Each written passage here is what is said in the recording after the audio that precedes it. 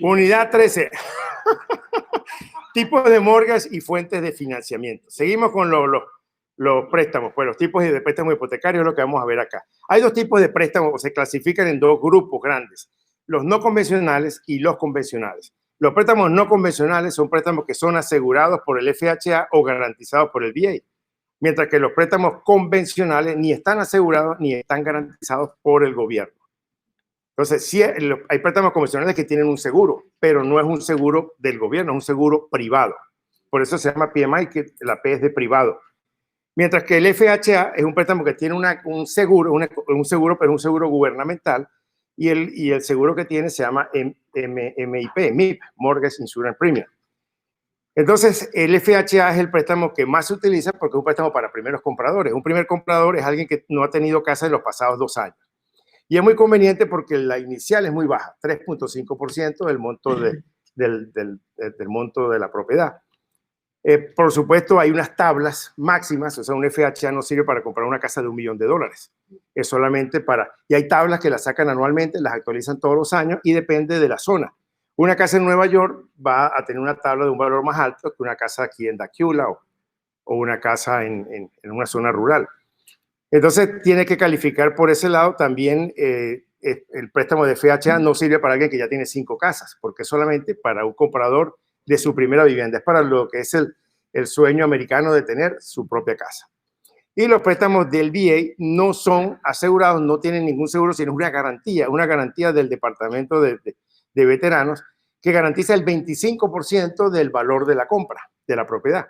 Entonces, si el veterano no paga, lo que sucede con el banco es que recupera la propiedad y tiene todavía el 25% que se lo da el VA como garantía. Entonces es un préstamo seguro, porque tiene la casa y el 25%, ¿verdad? Y por consiguiente, entonces el préstamo de los veteranos no necesitan dar down payment, siempre y cuando el monto de la garantía no exceda de la cantidad que vamos a ver ahora a continuación. Entonces el FHA es el Federal Housing Administration y es un organismo gubernamental dentro del House Urban Department y funciona como una empresa de seguros. No es un banco, no es que hay un banco FHA, sino que los bancos convencionales, los bancos privados, se pueden afiliar al programa del gobierno y entonces pagan, el que pide el préstamo, paga ese seguro. ¿Hasta cuándo? Hasta que haya cubierto el 20% del monto de la propiedad, porque ya que cubrió el 20%, pues ya entonces el banco está asegurado con el 20% más la propiedad. ¿Me siguen? Ahora hay que tener cuidado porque en un FHA, si uno paga nada más el 3,5%, el seguro se lo van a cobrar a todo lo largo de la vida del préstamo. En cambio, que si das un 10%, entonces cuando terminas de pagar el otro 10%, ya te quitan esa prima de seguro. Ese es el PMI. No, el MIP. El PMI es el convencional. El que empieza por P es el privado. Private Mortgage Insurance. Este es el MIP. ¿Ah? No, depende hasta que pagues el 20%. El PMI hasta que pagues el 20% del valor de la casa. No es por un año, sino hasta que haya sido cubierto el 20% del valor de la casa. El convencional también tiene... El convencional tiene un seguro, pero no es un seguro del gobierno, es un seguro privado. Entonces, la prima de seguro del gobierno se llama MIP, que es el Mortgage Insurance Premium, una prima de seguro hipotecario, y también paga una prima de seguro por adelantado, el Upfront Mortgage Insurance Premium, que se le puede agregar al monto del préstamo. Entonces son dos, el que pagas en el momento del préstamo y el otro que se le cobra en las cuotas mensuales. En una casa más o menos de $200,000, este seguro puede ser 120, 150 dólares, depende, pero más o menos es significativo, o sea, va a subir el monto del pago mensual. Entonces se le agrega el pago mensual y también hay que agregarlo al PITI para calcular el HER y el TOR, ¿no? En lo que vimos anteriormente de las fórmulas de calificación. Entonces el programa del FHA tiene dos programas, el 203B y el K. El K no sale en el examen, pero el K es un programa que presta también para hacer rehab, o sea, presta no solamente para comprar la casa, sino para hacer arreglos a la casa. Pero el 203B es solamente para comprar la casa y tiene que ser habitable. El down payment mínimo es del 3.5% y no incluye los costos de cierre. Puede ser un regalo, pero no puede ser un préstamo. O sea, ese 3.5 te lo puede regalar a alguien, ¿verdad? Pero no lo puedes pedir prestado para adquirirlo. Sí puede ser un regalo de lo que hablamos el otro día, down payment, de un down payment assistance, un regalo del gobierno, entonces, o de algún familiar. Y los límites están de acuerdo a la zona. De acuerdo a la zona donde está localizado, se encuentran los límites y tiene que, para calificar, se requiere que el HER sea hasta un máximo del 31% y el TOR el 43%. Otras características es que es completamente asumible para dueños. O sea, yo puedo agarrar un préstamo de FHA y lo puedo vender la casa y que alguien más asuma la deuda que yo tenía. Por supuesto, sigo obligado si el que lo compra no la paga, pero tiene la ventaja de ser asumible. No tiene penalización de pago adelantado, o sea que si me gano la lotería o recibo una herencia, puedo pagar la deuda completa sin tener ninguna penalización. Y el inmueble tiene que tener estándares mínimos, o sea, la casa tiene que ser habitable porque como es para vivirla, no van a prestar un FHA para una casa que haya que hacerle la cocina, que no tenga un baño, que no tenga los dormitorios, ¿verdad?, en regla. Entonces, generalmente el FHA hace una inspección para verificar que la casa no representa ningún riesgo para una familia que haya de vivir ahí y que tiene las condiciones para que sea habitable. En resumen del FHA, son asegurados por el gobierno. No es otorgado por el gobierno, es asegurado por el gobierno. El lender puede cargar puntos, o sea, los puntos de lo que estamos hablando para subir el APR, el lender puede cobrar puntos. El comprador debe pagar el Upfront Mortgage Insurance Premium, que es unos 75% en un préstamo a 30 años, y a eso se le puede agregar al monto del préstamo. O sea, si el préstamo es por 100,000, ese 1.75 se lo suben al monto del préstamo y lo va a pagar en las cuotas en los 30 años. El comprador también tiene que pagar el MIP hasta que el loan to value sea menor al 80%. Es decir, cuando ya ha pagado el 20% de la casa, se libera de ese seguro. El comprador tiene que pagar un down payment del 3.5%, que puede ser un regalo, pero no puede ser un préstamo. Este pago no se puede usar para pagar los gastos de cierre. Los montos máximos van por tablas, por ciudad, y tiene un HER del 31 y un TOR del 43. El FHA permite una contribución del seller de hasta el 6% para gastos de cierre. O sea, digamos que un vendedor quiere vender la casa en $100,000, ¿ok?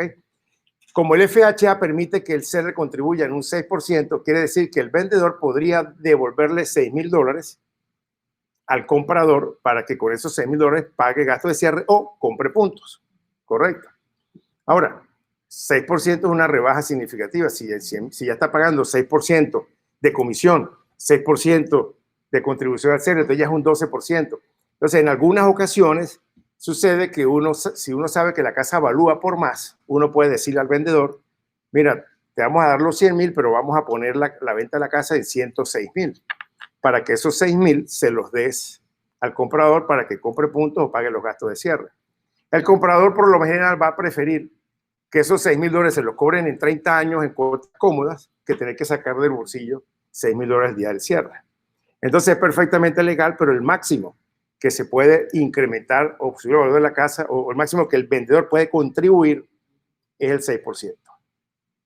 En un FHA donde está dando el 10% de down payment, si está dando el 3.5%, lo máximo que puede contribuir es el 3%. O sea, depende del down payment que está dando, pero es un préstamo, es una ventaja, pues, de esa contribución. Luego el préstamo de los veteranos. El préstamo de los veteranos es para alguien que está en el servicio activo en alguna de las 4 fuerzas, ¿verdad? La Guardia Costera, la Marina, la Aviación o el Ejército. Y el gobierno garantiza, perdón, el gobierno garantiza el pago parcial al acreedor en el caso de incumplimiento. O sea, si el veterano no paga, el gobierno le va a dar al banco el 25% de ese valor. Y la cantidad máxima de garantía que dan por veterano es $144,000. El VA no fija máximos límites para el préstamo. O sea, un general 5 estrellas puede comprar una casa de $1 millón. Lo que pasa es que la garantía máxima va a ser de 144,000, lo cual quiere decir que lo que exceda de eso, él va a tener que poner el 25%. ¿Me entienden? Por ejemplo, con $144,000, él puede comprar una casa hasta $453,100 sin dar nada de down payment. Si la casa vale $453,100, la adquiere sin down payment. Pero si la casa vale $500,000, ¿qué pasaría? La puede comprar, pero entonces la diferencia tendría que dar el 25% de la diferencia. El 25% de $46,900. Exactamente. Eso es lo que tendría que pagar.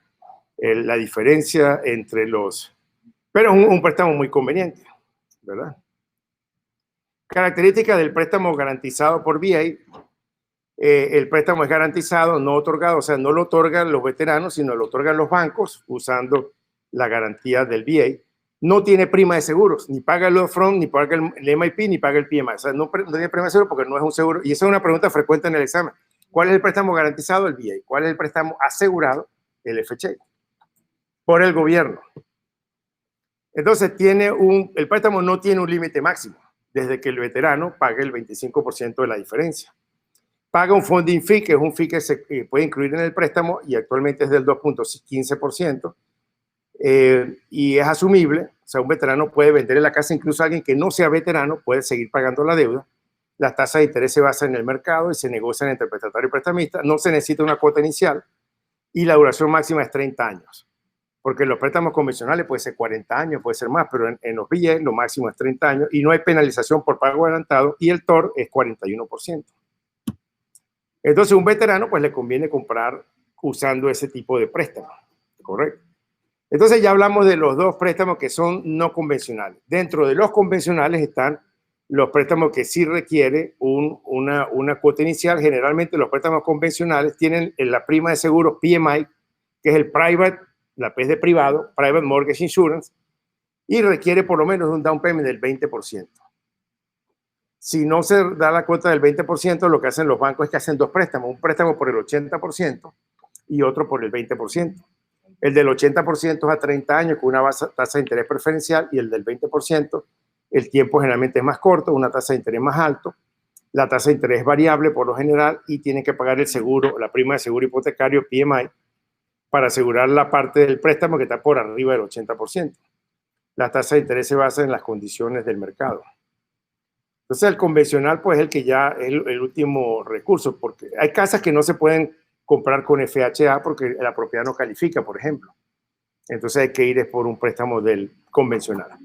Otros tipos de préstamos, los amortized mortgage o préstamos con amortización de tasa fija, es un préstamo donde toda la tasa es fija por todo el periodo, por todo lo largo de los 30 años, y el pago mensual es fijo. Ese es el préstamo más común que hay, ¿verdad? Un préstamo amortizado a 30 años.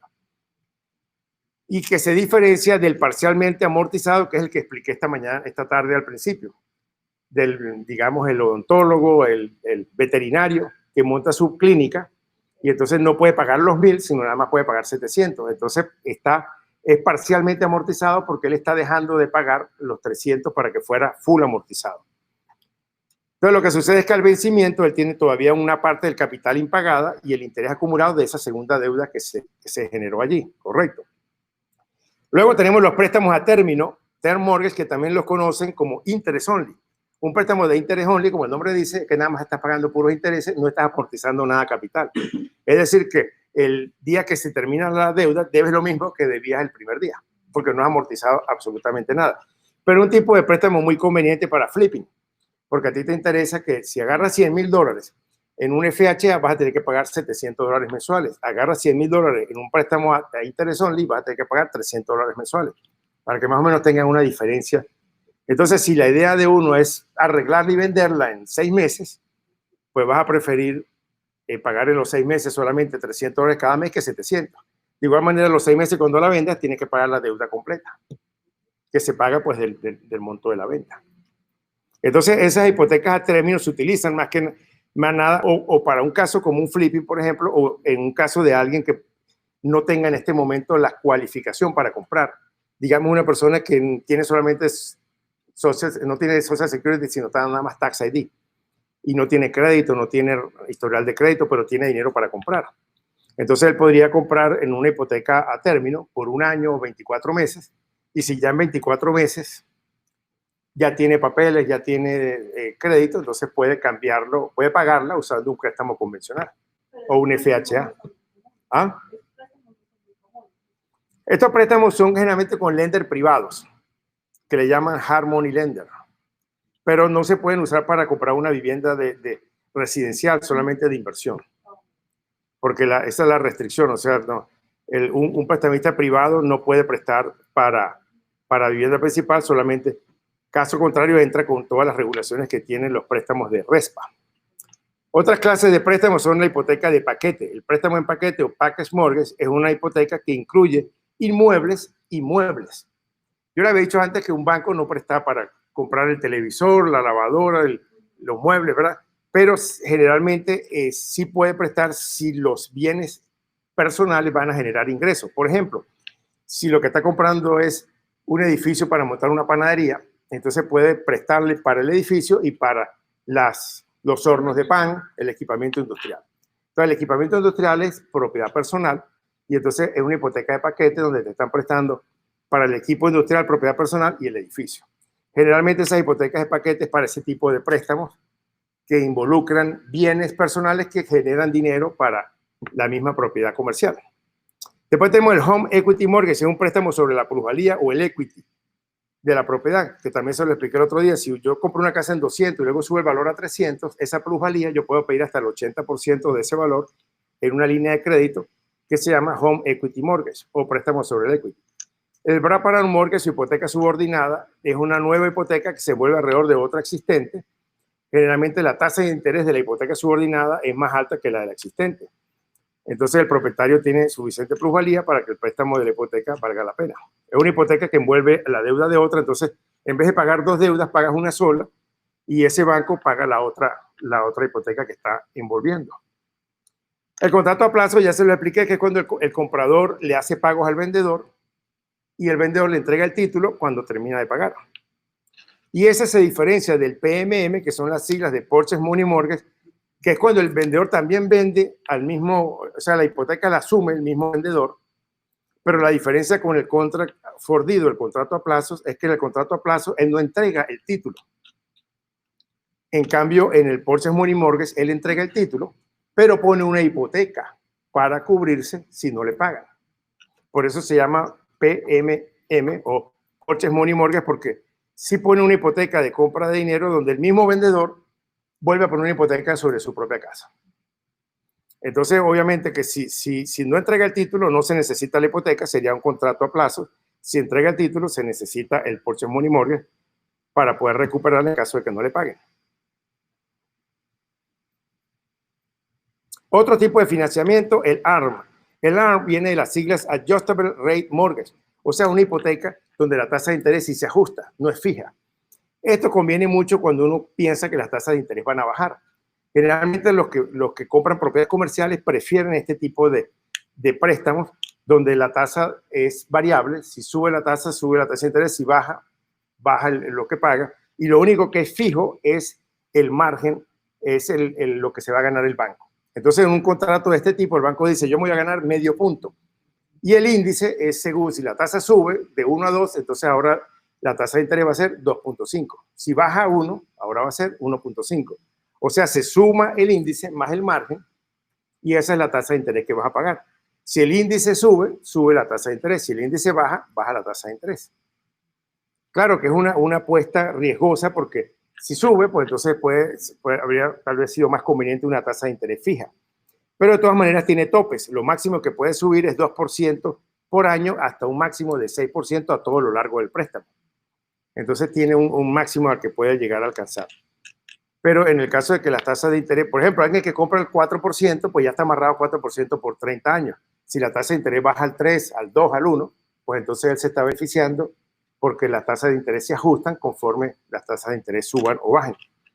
Después tenemos la SAM, que son las siglas del Shared Appreciation Mortgage o hipoteca de apreciación compartida, que es donde el lender acepta cobrar un interés más bajo con la condición de que vamos a repartirnos el equity en el futuro. Por ejemplo, alguien pide un préstamo y entonces el lender le dice, bueno, no te voy a cobrar el 3, sino el 2%. Pero dentro de 5 años vamos a vender la casa y el equity que tenga, tú agarras la mitad y yo agarro la mitad. Entonces se comparten el equity en el entendido de que... Y eso se utiliza, por ejemplo, también entre personas donde alguien puede pagar la hipoteca y el otro es el que da el préstamo. Entonces se juntan con el compromiso de que en un plazo determinado van a vender la propiedad y se van a repartir el equity que hayan recibido. Luego tenemos el RAM, que son las siglas del Reverse Annuity Mortgage, la hipoteca inversa o hipoteca en reversa. Esta es una hipoteca donde el lender compra la propiedad, pero a plazos. Suponga, y esto se da mucho en la Florida. porque en la Florida viven muchas personas de la tercera edad. Supongamos alguien en la Florida compró una casa a 30 años, ya llegó a los 60 años y todavía le quedan 10 años por pagar. Entonces, él puede hacer un reverse mortgage, donde le dice al banco, mira, quiero venderte la casa. Entonces, el banco hace un avalúo de lo que vale la casa en el mercado hoy día. Y entonces calculan recomprársela en 20 años, 30 años, dependiendo de lo que la persona estime que va a vivir. Pues, bueno, tengo 60, voy a vivir hasta los 90. Entonces, bueno, te pueden dar el pagarte la casa en 20 años o en 25 años. Generalmente son 20 o 25 años. Ahora, entonces la persona puede seguir viviendo en la casa y ahora en vez de pagarla, el banco le paga a él y él sigue viviendo en la propiedad. Como una cuota mensual. Entonces, al final de los 30 años, de los 25 años, que ya le pagaron toda la casa, él se tiene que ir de la casa, pues ya la casa la vendió. Si está vivo. Si se muere antes, el saldo se lo dan a los herederos que haya. Bueno, ahí se supone que él, como él está viviendo ahí, pues la cuida para vivir él. Ahora ya, a lo mejor el banco le hace su avalúo en el momento en que se la vende y claro, él se compromete que la va a mantener, pero ya él en vez de estar gastando, está teniendo un ingreso con la hipoteca en reversa. Luego tenemos el biweekly, que como el nombre lo dice, es que se paga bisemanal, biweekly, cada 2 semanas. Entonces, en vez de pagar una vez al mes, lo que hace es que pagas al comienzo del mes una cuota y a mitad del mes la otra cuota. La ventaja de eso es que estás pagando intereses más rápido, estás ahorrando en intereses y viene a equivaler que como si hubieras hecho 13 pagos en vez de 12 en el año. Para hacer 13 pagos en vez de 12 se puede acelerar un préstamo a 30 años a lograr una reducción en las tasas de interés y un pago en un tiempo más rápido, tal vez unos 25 años. Lo dividen, sí, reduce los intereses. Hay que hacerlo entonces directamente por el banco, hay que notificárselo al banco. En el momento en que uno solicita el préstamo, hay que decirle que lo quiere biweekly. Entonces, si vas a pagar $1,500, en vez de pagar $1,500 al comienzo del mes, paga 750 y luego 750 y entonces va haciendo que la deuda se... No. Tienes que solicitarlo en el momento que lo pides, tienes que solicitar el biweekly. Equivale a hacer 13 pagos. Y los buy down son los puntos de descuento, puntos de intereses, que ya hemos hablado de ellos, los puntos que se compran que reducen la tasa en 1/8. El mercado hipotecario y la oferta monetaria. El mercado hipotecario obedece a la ley de la oferta y la demanda. Todos saben lo que es la ley de la oferta y la demanda, ¿verdad? Cuando sube la oferta, hay mucha oferta, ¿qué pasa con los precios? Bajan. Cuando sube la demanda, los precios suben. ¿Qué tenemos ahorita? Mucha demanda, más demanda que oferta, entonces por eso los precios están... Entonces lo mismo ocurre con el dinero. Si hay mucho dinero en la calle, las tasas de interés bajan. Si hay poco dinero, las tasas de interés suben.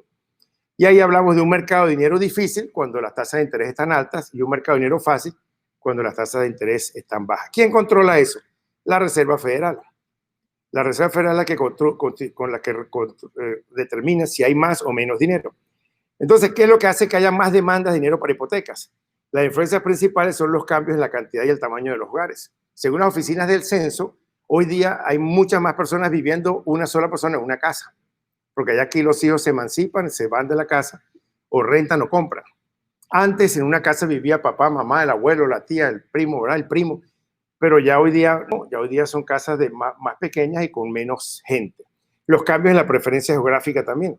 Aquí hubo una corrida en Duluth que la clase media hispana se mudaron para allá y entonces subieron mucho los precios en Duluth debido a la preferencia de clase media por vivir ahí. Entonces, cuando hay un interés por una zona determinada, mucha demanda, hace que los precios suban.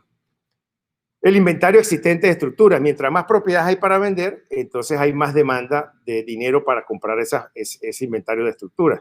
Las tasas de empleo y los ingresos cambiantes, ¿verdad? Antes del virus que teníamos, un pleno empleo. Nunca había llegado a este país a esas cifras tan altas de empleo que teníamos.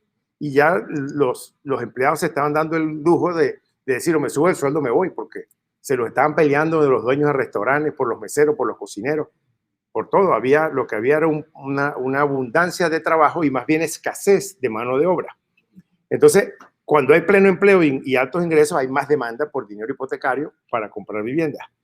Los cambios en los costos de los servicios también. En la Florida, cuando suben los impuestos, baja el interés por comprar casa. Baja los impuestos, sube el interés por comprar casa.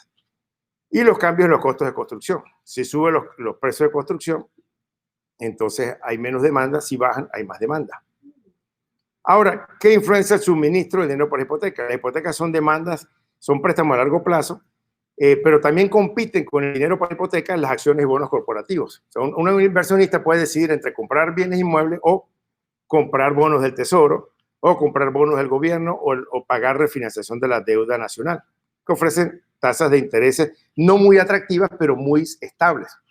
O sea, son instrumentos de poco riesgo. Ahora, la Junta de la Reserva Federal, conocida por la Fed, es la autoridad bancaria central del gobierno que tiene herramientas para dirigir la política monetaria del país. O sea, a través de esas tres operaciones que son mercados abiertos, tasas de descuento y requisitos de reserva, controlan la existencia de dinero, la demanda, o sea, que haya mayor oferta o demanda por dinero. O sea, que haya mayor liquidez o que haya menos liquidez en el mercado de dinero para prestar. Y en el examen preguntan cuál de los tres métodos es el que más frecuentemente se usa. Y el más frecuentemente usado es operaciones de mercado abierto, que ahora le voy a explicar en qué consiste. Y también pregunta cuál es el más drástico. El más drástico es cuando incrementan los requisitos de reserva. Entonces el gobierno a través, no sé si ustedes oyeron hablar del señor Greenspan, que fue durante muchos años el director de la Reserva Federal. Cuando él hablaba o decía algo, entonces todos temblaban porque de acuerdo a lo que dijera, subían o bajaban las tasas de interés. Pero tenía el mercado bastante controlado. Lo que busca la Fed es que no suba la inflación y que se mantengan. Por ejemplo, cuando hubo la caída en el 2008, el presidente Obama puso la tasa interbancaria en 0%. La tasa interbancaria es la tasa de descuento, es la tasa que se cobran entre los bancos. Entonces, en medio de la crisis, la tasa de interés fue cero, es decir, el gobierno le prestaba dinero a los bancos con 0% de interés para que ellos prestaran a muy baja tasa de interés y la economía se pudiera recuperar. En la medida en que la economía se fue recuperando, la tasa de interés fue subiendo en 1 octavo, 0.125, 2 octavos, 0.25, 3 octavos. Entonces, así gradualmente, hasta que ya la última vez que yo le seguí el tracking ya estábamos en 1 y pico. Pero entonces, mientras más sube la tasa de interés, quiere decir que la economía está más bollante. La estrategia, digamos, financiera que tiene el presidente Trump es que cobrarle menos impuestos a los empresarios que ganan más dinero para que les quede más dinero para invertir. Y entonces, con ese dinero invertido, lo que hace el gobierno es subir la tasa de interés para poder recuperar dinero con esas tasas de interés más altas. Entonces, la operación de mercado abierto, ¿en qué consiste? Comprar o vender valores estadounidenses. Cuando el gobierno quiere reducir la tasa de interés, ¿qué hace? Compra los valores que tienen los inversionistas. Ah, tú tienes acciones del Tesoro, te las compro. Entonces el gobierno toma papel y entrega dinero. Ahora, ¿qué pasa? Hay más dinero en la calle, hay más suministro de dinero, entonces por consiguiente bajan las tasas de interés. Y cuando quiere hacer lo contrario, pues entonces lo que hace es que vende valores a unas tasas de retorno muy interesantes. Todos los inversionistas prefieren sacar el dinero del banco, vender las propiedades y comprar ese papel. Ahora que tienen los inversionistas, tienen papel, los bancos tienen papel, entonces hay menos dinero para prestar, suben las tasas de interés. Entonces, esas operaciones de mercado abierto de compra y venta de papel, de valores estadounidenses, es el método más utilizado para controlar el mercado de suministro de dinero. Y la tasa de descuento es la tasa de interés que cobran entre los bancos, la tasa de interés que los bancos afiliados le pagan a la Fed por el préstamo de dinero. Entonces, cuando reducen la tasa de descuento, ¿qué sucede? Que los bancos pueden prestar dinero a una más baja tasa de interés. Por consiguiente, entonces, hay mayor suministro. Y cuando hacen lo contrario, entonces aumentan las tasas de interés y entonces hay menos suministro. Y la más drástica es cuando la reserva, los requisitos de reserva, es el porcentaje que la Reserva Federal le exige a los bancos que tienen que dejar en sus arcas para prestar dinero. Entonces, mientras más alta es, un pequeño cambio en los requisitos de reserva significan mucho dinero que tienen que dejar de circular para prestar. Por eso un pequeño aumento produce una gran reducción en el suministro de dinero. Y lo contrario, una pequeña disminución con que el banco le diga, la Reserva Federal diga a los bancos, bueno, ahora reduzco los requisitos de reserva, entonces los bancos van a tener más aumento en suministro de dinero para prestar. Y este método de los requisitos de reserva es el más drástico para controlar eso. Después tenemos el Sistema Bancario Federal para Préstamos de la Vivienda, que son las siglas FHLBS, que fue creado para prestar servicios regulatorios para las cajas de ahorro. Hay 12 bancos federales de préstamos para viviendas distritales, que son los que conforman la Fed. La Oficina de Supervisión de Economía OTS es la que regula las cajas de ahorro afiliadas a los bancos federales. Las cajas de ahorro afiliadas pueden recibir préstamos de los FHLB distritales durante un año sin aval.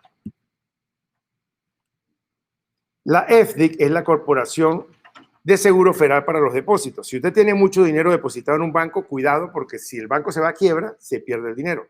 Lo máximo que el FDIC garantiza son $250,000 por cuenta por banco. Entonces, la gente que tiene mucho dinero en cash tiene que tener cuentas en muchos bancos, porque los bancos se van a quiebra y si tienes todos los huevos en una sola canasta y ese banco se va a bancarrota, pues perdió los ahorros de toda la vida. Entonces, yo le vendí una casa aquí en Atlanta a alguien que trabajaba para el Orange Bank. El Orange Bank es un banco muy desconocido, pero es un banco que maneja cuentas de millonarios. Él manejaba para ciertas personas 300, 500 cuentas diferentes, donde y pues hace movimiento entre las cuentas. Entonces, ejerce su poder mediante el Fondo de Seguros para Depósitos. Ese es el FDIC. Mercado hipotecario primario y secundario. Aquí tenemos esta también es una pregunta frecuente en el examen. ¿Qué es mercado hipotecario primario y qué es mercado hipotecario secundario? Primario significa aquellos bancos, aquellos que hacen préstamos al público en general. El secundario no hace préstamos al público en general. Entonces, dentro del mercado primario, pues se encuentran todos los bancos comerciales que hacen préstamos FHA, BA y convencionales. También las asociaciones de ahorro, que principalmente hacen préstamos convencionales. También los bancos de ahorro mutuos, que hacen FHA y BA. Los mortgage lenders, que son prestamistas particulares privados, que se ganan una comisión por hacer el préstamo. Las compañías de seguros de vida, que compran hipotecas. Y los préstamos para agricultores, que son préstamos del gobierno para desarrollo rural, para comprar fincas, por ejemplo, en zonas rurales. Entonces, todos estos son organismos que atienden al público y hacen préstamos directos a las personas. Y eso es lo que es el mercado primario. El mercado secundario no presta al público, solamente prestas entre los bancos. Ahora lo vamos a ver. Intermediación y desintermediación. Intermediación es lo que hacen los bancos. El banco presta dinero y cobra una tasa de interés y paga una tasa de interés al que deposita dinero. O sea que ellos se ganan la diferencia entre lo que uno deposita y le pagan y lo que el dinero de uno le prestan a un tercero, correcto. Pero si no existieran los bancos, entonces, o los inversionistas eludieran hacer depósitos en las inversiones financieras, entonces desaparecerían los bancos, ¿verdad? La desintermediación es cuando los inversionistas eluden poner el dinero en los bancos y lo ponen en otros instrumentos como acciones en la bolsa o inversiones en bienes raíces, e intermediación es cuando se utilizan los bancos para hacer los depósitos o tener dinero disponible. Y esa es una pregunta muy pasible del examen, pero es fácil. Intermediación es el banco de por medio, desintermediación es el banco fuera de. Ley de licencia hipotecaria SAFE es una ley para proteger a los prestamistas de viviendas residenciales. Es obligado por ley que todo el que haga un préstamo residencial tiene que tener una licencia como loan officer o estar adscrito al registro, al Sistema Nacional de Licencias Hipotecarias, NMLS. Todos los bancos comerciales que conocemos están adscritos al Sistema Nacional de Licencias NMLS. Entonces, alguien que trabaje para ese banco está amparado por la licencia nacional del banco. Pero si esa persona se sale del banco al sector privado, no puede hacer préstamos, aunque tenga toda la experiencia del banco. Tiene que sacar una licencia estatal de loan officer, que tiene que hacer un curso como este, pasar un examen del Estado y conseguir la licencia. Pero además de esos requisitos, tiene que tener buen crédito, no puede haber hecho bancarrota y tiene muchos liabilities. O sea, el que hace préstamos, lo decíamos ayer, el que hace préstamo de loan tiene más liability y gana menos porcentaje. Pero en todo caso, pues, además tiene que ser licencia por estado, o sea, la saca la de la Florida. Si quiere hacer préstamos en Georgia, tiene que sacar la licencia en Georgia. Entonces, los originadores de préstamos que no estén empleados por instituciones reguladas por agencias federales tienen que tener una licencia del estado. Por consiguiente, tienen que hacer un curso y un examen para convertirse en un Mortgage Loan Originator o Loan Officer, como es normalmente conocido, un Loan Officer. Los Loan Officers son agentes que trabajan entre un prestatario y un prestamista. O sea, ellos generalmente trabajan debajo de un mortgage broker. El mortgage broker contrata loan officer. Y el mortgage broker lo que hace es que tiene muchos bancos que le dan para que haga préstamos y ellos se ganan una comisión. O sea, es un intermediario. Él no presta el dinero no es de él, ni siquiera se hace cargo del cobrar el préstamo. Lo único que se hace cargo es de encontrar clientes que necesiten dinero y entonces ven cuál banco es el que mejor se adapta a las necesidades. Porque hay bancos que ponen, por ejemplo, requisitos. Tiene que tener 700 de credit score. Entonces, alguien que tiene 650 no califica. Entonces, hay otros bancos que tienen, bueno, con 600, pero entonces tienen unos guidelines, tienen otros requisitos diferentes. Entonces, el mortgage broker es un especialista en identificar, bueno, esta persona califica para este o este banco y piden cotizaciones, entonces le ofrecen lo mejor que puedan conseguir de acuerdo a los requisitos que él satisface. Y eso es lo que es el Mortgage Loan Origination. Se requiere una licencia para hacerlo. Él no hace ni gestiona el préstamo.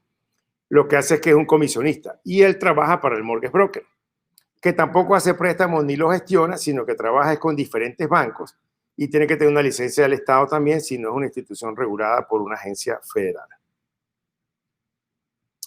El prestamista hipotecario, mortgage lender, este sí es, a diferencia del mortgage broker, porque el anterior no hace préstamo. El mortgage broker lo que es un intermediario, pero el mortgage lender sí tiene fondos propios. No es un banco que reciba dinero, que emita chequeras, pero sí es un banco que tiene fondos propios y presta de su propio capital. Y entonces lo que hace es que después que gestiona el préstamo lo vende a otros bancos y se gana una comisión por armar los paquetes y venderlos. Pero no son entidades depositarias y hay que tener licencia con el Estado, sino una institución regulada por una agencia federal. Y luego tenemos el mercado hipotecario secundario. En el mercado hipotecario secundario se encuentran Fannie Mae, Freddie Mac y Ginnie Mae.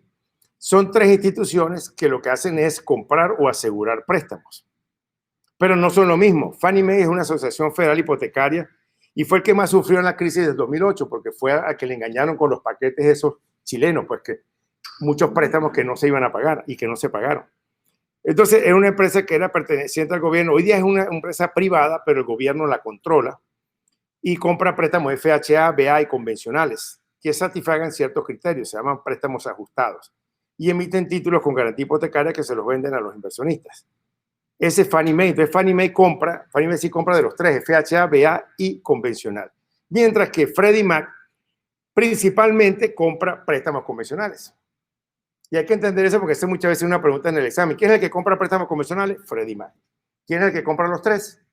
Fannie Mae. Y es una empresa perteneciente al gobierno.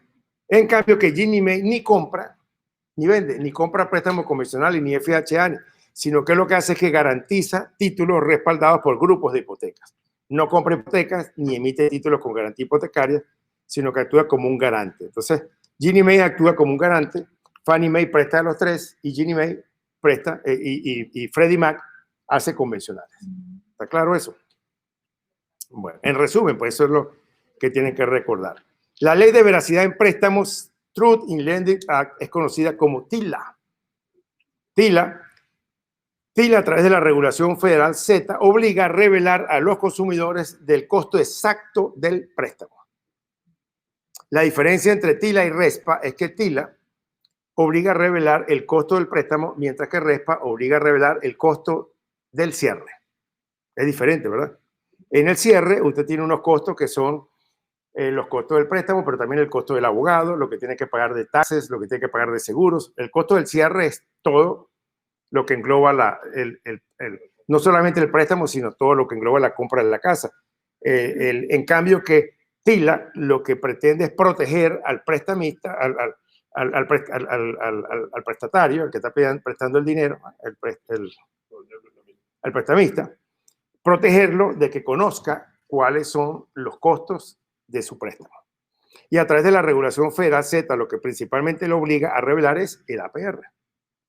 Entonces, cuando vean ustedes APR, es regulación Z, porque la regulación Z es la que obliga en TILA, en esa ley de veracidad en préstamos, a que sea revelado a un consumidor cuál es la tasa de APR que tiene que pagar. Se considera un delito federal venta con señuelo. ¿Qué es venta con señuelo? Hacer una trampa para atraer un cliente. Te vendo esta casa con el 5% de interés. Esa es una venta con señuelo, es un delito federal. Si anuncias la tasa de interés, tienes que anunciar el APR también. O poner un anuncio que diga, compra esta casa con $1,200 mensuales. Es capcioso porque no te están diciendo si el préstamo es a 30 años, a 40 años, a 50 años, si al final del préstamo tienes que pagar una cuota especial. Entonces, por eso obligan que si un banco promociona uno de los términos del préstamo, tiene que revelar el resto de los términos. Eso lo llaman los trigger terms o términos disparadores. Entonces, la regulación Z requiere divulgar el APR, los cargos financieros, el monto total financiado y el total de los pagos. Y esas divulgaciones tienen que darlas dentro de los 3 días hábiles después de aceptar la solicitud del préstamo o a más tardar 7 días hábiles antes de cerrar.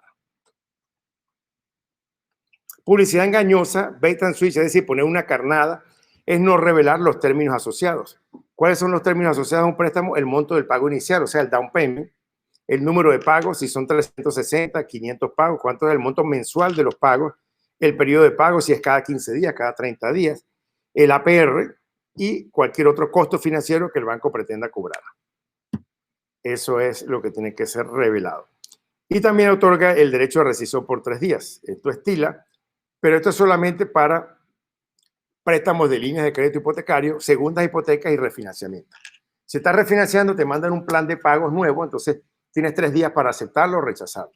Si estás tomando una línea de préstamo sobre la casa, una equity line, tienes 3 días para aceptarlo. No aplica, es un préstamo de casa por primera vez, porque ahí, si ya lo pediste y ya te dieron las condiciones, no te puedes retractar, pues ya las condiciones se las dan a uno antes del cierre, ¿verdad? Como vimos ahora, por lo menos 7 días antes del cierre. ECOA ya lo habíamos visto antes, que ECOA es la Ley de Igualdad de Oportunidad de Préstamo, lo vimos en la unidad 7 ayer, que prohíbe discriminar en raza, color, religión, nacionalidad, sexo, estado marital, edad, ingreso a asistencia pública, y prohíbe que un lender le pregunte acerca de la cantidad de hijos que el solicitante piensa tener en el futuro, porque eso está cubierto dentro de lo que es el estatus marital. No está obligado a revelarlo. RESPA, que son las siglas de Real Estate Settlement Procedures Act, es el que obliga a revelar los gastos del cierre. Y TILA obliga a revelar los gastos del préstamo. Memoricen eso porque es una pregunta frecuente en el examen. TILA, préstamos, RESPA, cierre. TILA, costo del préstamo, RESPA, costos del cierre. Y es para proteger al consumidor. Ahora, RESPA aplica es para préstamos residenciales. TILA obliga a revelar los costos del préstamo, RESPA, los costos del cierre. Y RESPA es para préstamos residenciales. No aplica para una compra de un terreno, no aplica para una compra industrial. Entonces, ¿qué dice RESPA? Hay que entregar la estimación de la estimación de los gastos del cierre 3 días después de haber aplicado el préstamo. ¿Ah?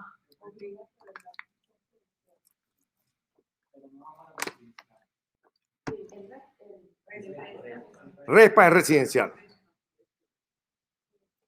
Entonces, el CD o Closing Disclosure tiene que estar listo 3 días antes del cierre. El CD es un documento de 2 páginas, donde en la primera página aparece debe haber, ¿saben lo que es debe haber? O sea, créditos y débitos del vendedor, créditos y débitos del comprador. Entonces, mirando en la primera página, se ve cuánto le va a quedar al vendedor libre y cuánto tiene que llevar el día del cierre el comprador para pagar. Eso está en la primera página. Y en la segunda página está el desglose de todo eso, la comisión de los brokers, lo que tiene que pagarse de taxes de la casa, el avalúo, todo está ahí desglosado en partida por partida y esos totales se llevan a la primera página donde se hacen los balances finales. Eso es lo que llaman el CD. El folleto comprando su casa, costo de información de ayuda, se entrega al momento de la aplicación o 3 días hábiles después de aplicar al préstamo. Se da notificación de los servicios si el préstamo se va a transferir a otro banco. Y también RESPA regula, ya habíamos visto que regula el kickbacks, que son las comisiones no ganadas, ¿se acuerdan? También RESPA recomienda la compra del seguro del título, aunque en la Florida no es obligatorio. El vendedor no puede obligar al comprador a comprar el seguro, aunque generalmente el vendedor es el que lo paga. Y también RESPA, la selección del agente de cierre, generalmente en la Florida el que selecciona dónde se cierra es el vendedor. Y el vendedor es el que lo paga, el abogado de la selección de la compañía de cierre. RESPA no aplica para préstamos de refinanciamiento, tampoco aplica para financiar propiedades de 25 acres o más, tampoco aplica para financiar un lote vacío, ni para préstamos de construcción, a menos que se vayan a volver préstamos permanentes, o sea, 30 años. O sea, es solamente para préstamos residenciales. ¿Okay? Bueno, esa es la